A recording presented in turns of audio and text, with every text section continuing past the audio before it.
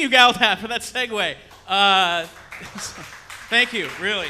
Oh, boy. Okay, this is a segment we call Hard Truths with Doug, where I try to convince you of a truth that might be hard to believe, but it is in fact true. Today's Hard Truth segment is going to be about two Star Wars characters.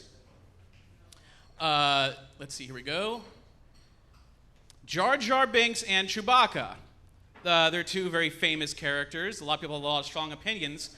One of them is a cowardly, annoying, insufferable bastard, and the other is Jar Jar Binks. Now, I knew you would say that. But here are the reasons why. In my research, I found out that Jar Jar Binks, sadly, is actually better than Chewbacca. You may be surprised. I asked a bunch of people to list off some things that they thought were positives and negative traits about both Jar Jar and Chewbacca. Let me see here. I got to get a good view here. For Chewie, people said he was loyal, he was brave, he was protective, he was smart, trustworthy. The only negatives was that maybe he was smelly, maybe he was hairy. You know, there's really not a lot of negative things you can say about Chewie. For Jar Jar, people said that honestly the only good thing was that he did genuinely want to help people, but his negatives that he was annoying, he was cowardly, clumsy, stupid, all of these things. But let's talk a little bit about the loyalty and bravery issue. Jar Jar Binks, as we all know from Episode 1, The Phantom Menace, was saved by Qui-Gon Jinn. When he did this, he owed him a life debt because he saved his life, not unlike Chewbacca, but Chewbacca's life debt was owed to Han Solo. Han Solo did save his life in a similar fashion from the Empire. Jar Jar didn't have to do the life debt. If you remember, he was banished from Gungan society. He didn't have to, prescribe to any of their rules or regulations or anything, but he did it anyway. Chewie did feel like he had to do it, but I argue that he didn't have to have a life debt. He didn't have to do life debt because, well, really, although Han Solo did save his life, ultimately, he didn't have anything else going on, right? I mean, it was okay for him to do the life debt, to go pal around. He didn't have to, leave behind a wife, a son, an elderly father, a village under attack, Kashyyyk being invaded by the Imperial forces. So instead what happened is he goes, oh, sorry, everybody, I'm going to go join up with this known criminal to smuggle drugs and roam the galaxy while you stay here and become enslaved by the Empire. But it's okay, I'll come visit our son maybe once a year on holidays. Jar Jar, within moments of his life debt, hears that other human beings on Naboo are in trouble. Gungans don't like the humans. He says, that's no good. I'm going to take you back to my hometown, this city, where I'm probably going to get executed because I've been banished, but it's the right thing to do. And I owe it to these Jedi, these noble Jedi who have saved my life. So he puts himself at risk for people he's never met, for people he shouldn't even have to care about, but he does it anyway. A little bit about Chewie. Here in this scene from New Hope, R2-D2's playing chess against Chewie. He makes a fair move against him, and Chewie bitches about it. It's a fair move. Screaming about it won't help him. But Han Solo points out it's not wise to upset a Wookiee because he will pull your arms out of your sockets. What an asshole thing to do if you lose a game.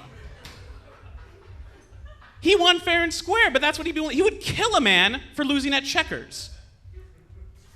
Jar Jar, on the other hand, when they land on Tatooine, Qui-Gon has to go find a way to repair the ship. He volunteers to go by himself out into the desert to go to Mos Eisley to find the pieces that he needs to repair it.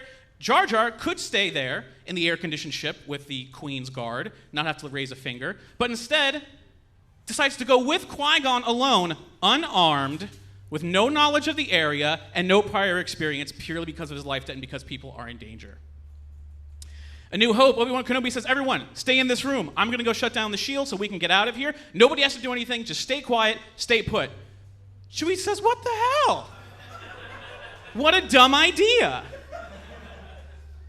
Does Chewie not remember his duty during the Clone Wars where he served under Jedi Knights and Republican guards? Did he lose all respect for General Obi-Wan Kenobi, hero of the Republic? Sounds like it. Later on, Chewie's about to climb into the garbage chute. Han says, get in there, but it smells bad. Jar Jar doesn't care who you are. Again, talking about the human problem on Naboo, he goes to the Queen and says, your people are going to die? And she's like, I'm afraid so. And he's like, well, the Gungans can help. Offers up help. Doesn't even guarantee that he can do it. He has no sway. He's an outcast. Does it anyway. Chewie, working on the Millennium Falcon and Empire Strikes Back. Han Solo just returned from a dangerous mission where he could freeze to death if he's exposed to the air for too long. Hey, Chewie, how are things going up there? All right, don't lose your temper. You're only my friend. Jesus. Hey everyone, Luke's getting caught. He's gonna die. Han Solo's blasting in there. Leia's screaming. Luke looks like he's gonna die. He's gonna drown. Chewie, can you do anything? Nope.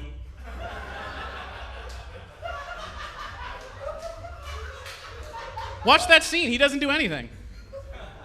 Later on, Han Solo's like, you're a coward, Chewie. What's your problem? He hears a rumble, runs away. Chewie, come here. What's wrong? Nope. They get caught by stormtroopers. Han Solo wants to be the hero. Get back to the ship. I'm going to take care of it. Chewie, come with me. Chewie follows him down the hall. He disappears. He sees laser fire. Is he going to run around that corner and help his friend? Nope. Hey, you guys are really great in a fight. We could use it to help in fighting the rebellion. Kashyyyk is also under attack. Maybe you guys can join the rebellion. We can join forces, and this would be a great thing. Chewie, does he say anything to help maybe join the Rebel Alliance? Nope. Jar Jar gets offered a similar situation. Will he stay and join the Gungans? He's going to become an honorary general working for them, leading over all these people. He accepts it reluctantly. But does he hide in the back? Does he avoid confrontation? No. He's on the front line of the battle, chucking these bombs at anything that comes their way. And you wonder why Chewie didn't get a medal.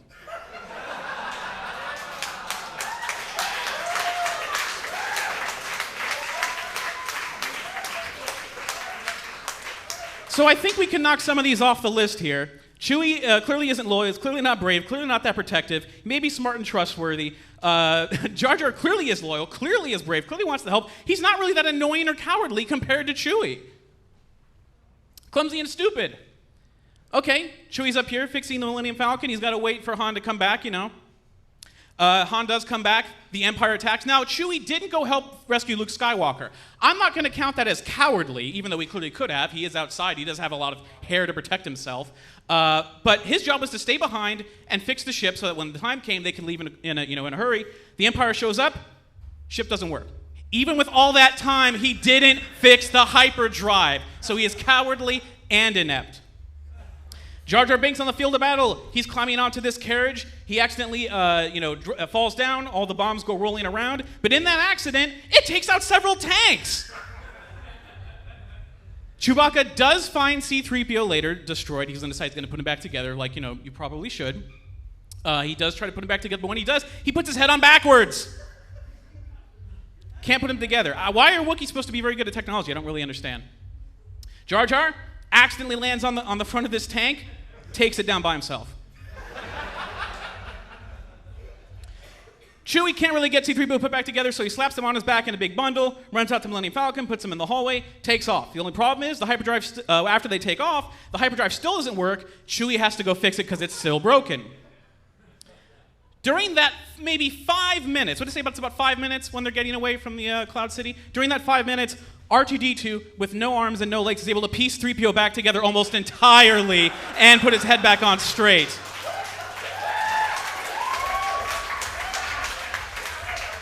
So Chewie gets back to work on the hyperdrive, and he's struggling with it. They're not really sure what's going on. They're about to be captured. R2-D2 goes in, flips a switch, and they're back. Chewie can't fix the hyperdrive or C-3PO or anything. But Jar Jar has no problem fixing Anakin's pod racer without the help of either droids while they sit back and make fun of him.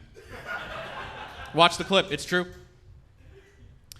Another thing, Jar Jar stumbling around in the battle, accidentally gets his foot caught on a droid. The droid starts blasting away, so he starts kicking it around, takes out several troops by just doing this. Chewie, on the Endor moon, sees something that's clearly a trap, grabs it, and endangers the mission that would destroy the Empire and save countless of billions of lives for what equates to a midnight snack. That's pretty dumb. They get captured by the Ewoks. Again, captured by people who worship 3PO. I don't know. Jar Jar gets surrounded, and they say, General Jar Jar, please think of something, do something. He says he surrenders, and everyone's like, oh, that Jar Jar, he's so stupid for surrendering. Clearly they're taking live prisoners, and since their only job was to be a distraction, why risk that by saying, no, I'm going to fight to the death? That's important. His only job was supposed to be a distraction. Well, the distraction works. It gets blown up not a moment later. And in that moment where he surrenders, this blows up, they all turn off, he saves the day. He saves everyone's life who's right there. Now, Jar Jar's character arc goes from an outcast to a decorated war general to a respected senator. Chewie just stays a smuggling guy. Does join the rebellion, that helps. But Jar Jar is such a good senator that Amidala even trusts him enough to say, I'm going to leave, you take over as senator for all of Naboo, not just the Gungans. But he did, I don't even have to explain, you know what that picture is. He does suggest that they elect Chancellor Palpatine to have extreme executive powers to stop the rebels that are uprising. But I ask you, he's kind of done for being tricked. He was tricked in this scene. There are 2 Jedi Knights and several other senators in this room. None of them complained. Jar Jar has been working with Palpatine as a senator for Naboo for over 10 years. Why should he not trust Palpatine? He has absolutely no reason to mistrust him. It gets passed. Still, the entire Senate thinks it's a great idea. Sweeps through. 2 Jedi Knights, the wisest, still say nothing. Granted, their powers are supposed to be clouded by the dark side clouds everything. They're not able to see what's really going on. You can give them that pass, but then why blame Jar Jar? Because he doesn't, the Jedi get a pass, but Jar Jar does not when he's literally doing the best he can under the given circumstances. But I think this subscribes to another theory, which is another possible hard truth. Qui-Gon once said in The Phantom Menace, Armenia was not a coincidence, nothing happens by accident. Obi-Wan says, in my experience, there's no such thing as luck. The little guy becoming a senator, becoming a war hero, he had no chance. All of those things are too big to be a coincidence. This only suggests to be one thing. Jar Jar is Force sensitive. It's the only logical explanation for why everything happened the way it happened. So in conclusion, Chewbacca is not only hairy, smelly, annoying, cowardly, clumsy, and stupid, but I think we have proven that Jar Jar Binks is in fact loyal, brave, protective, not necessarily the smartest, but smarter than everyone gives him credit for, trustworthy, and he does want to help. Chewie, if I were to equate him to a human being, would be much like the asshole high school jock who doesn't really do anything, has a kid, becomes a deadbeat dad, goes around with a drug dealer. For Jar Jar Binks, the human equivalent, if you want to find a picture of the human equivalent, I think all you have to do is look in the mirror. This has been Hard Truths with Doug.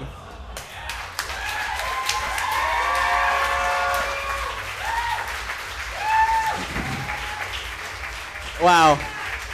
Thanks so much, Doug. I've been waiting to see that segment for a long time.